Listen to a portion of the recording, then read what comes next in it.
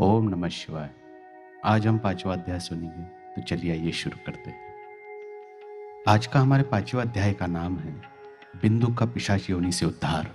सूत जी बोले, शौनक, एक दिन चंचुला आनंद में मग्न उमा देवी के पास गई और दोनों हाथ जोड़कर उनकी स्तुति करने लगी। चंचुला बोली, है गिरिराज नंदिनी स्कंद माता, उमा आप सभी मनुष्यों एवं देवताओं द्वारा पूज्य तथा समस्त सुखों को देने वाली है। आप शुभ प्रिया है, आप ही सगुना और निर्गुणा है। हे सच्चिदानंद स्वरूपिणी, आप ही प्रकृति की पोषक है। हे माता, आप ही संसार की सृष्टि, पालन और संहार करने वाली है। आप ही ब्रह्मा विष्णु और महेश को उत्तम प्रतिष्ठा देने वाली परम शक्ति है। सूत जी कहते हैं, शौनक सदगति प्राप्त चंचुला इस प्रकार देवी की स्तुति कर शांत हो गई। उनकी आंखों में प्रेम के आंसू उमड़ आए। तब शंकर प्रिया भक्त वत्सल्या उमा देवी ने बड़े प्रेम से चंचुला को चुप कराते हुए कहा, सखी चंचुला, मैं तुम्हारी स्तुति से प्रसन्न हूँ, बोलो क्या वर मांगती हो। चंचुला बोली, हे गिरिराज कुमारी, मेरे पति बिंदु इस समय कहाँ है, उनकी कैसी गति हुई है, मुझे बताइए और कुछ ऐसा उपाय कीजिए ताकि हम फिर से मिल सके। हे महादेवी, मेरे पति एक क्षुद्र जाति वैश्या के प्रति आसक्त थे और पाप में ही डूबे रहते थे। गिरिजा बोली, बेटी, तुम्हारा पति बिंदु बड़ा पापी था, उसका अंत बड़ा भयानक हुआ। वैश्या का उपभोग करने के कारण वह मूर्ख नरक में अनेक वर्षों तक अनेक प्रकार के दुख भोग कर अब शेष पाप को भोगने के लिए विंध्य पर्वत पर पिशाच की योनि में रह रहा है। वह दुष्ट वही वायु पीकर रहता है और सब प्रकार के कष्ट सहता है। गौरी देवी की यह बात सुनकर चंचुला अत्यंत दुखी हो गई। फिर मन को किसी तरह स्थिर करती हुई दुखी हृदय से माँ गौरी से उसने एक बार फिर पूछा, हे महादेवी, मुझ पर कृपा कीजिए और मेरे पापी पति का अब उद्धार कर दीजिए।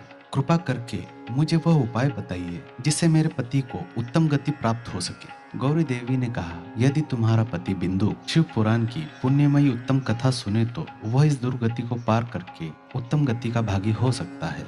अमृत के समान मधुर गौरी देवी का यह वचन सुनकर चंचुला ने दोनों हाथ जोड़कर मस्तक झुकाकर उन्हें बारंबार प्रणाम किया तथा प्रार्थना की कि मेरे पति को शिव पुराण सुनने की व्यवस्था कीजिए। ब्राह्मण पत्नी चंचुला के बार बार प्रार्थना करने पर शिवप्रिया गौरी देवी ने भगवान शिव की महिमा गान करने वाले गंधर्वराज तुम्बरों को बुलाकर कहा, तुम्बरो, तुम्हारी भगवान शिव में प्रीति है, तुम मेरे मन की सभी बातों को जाकर मेरे कार्यों को सिद्ध करते हो। तुम मेरी इस सखी के साथ सिंधे पर जाओ, वहाँ एक महाघोर और भयंकर पिशाच रहता है। पूर्व जन्म में वह पिशाच बिंदुक नामक ब्राह्मण मेरी सखी चंचुला का पति था।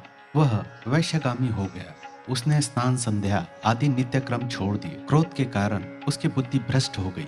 दुर्जनों से उसकी मित्रता तथा सज्जनों से द्वेष बढ़ गया था। वह अस्त्र शस्त्र से हिंसा करता, लोगों को सताता और उनके घरों में आग लगा देता था। चंडालों से दोस्ती करता, वह रोज वैश्या के पास जाता था।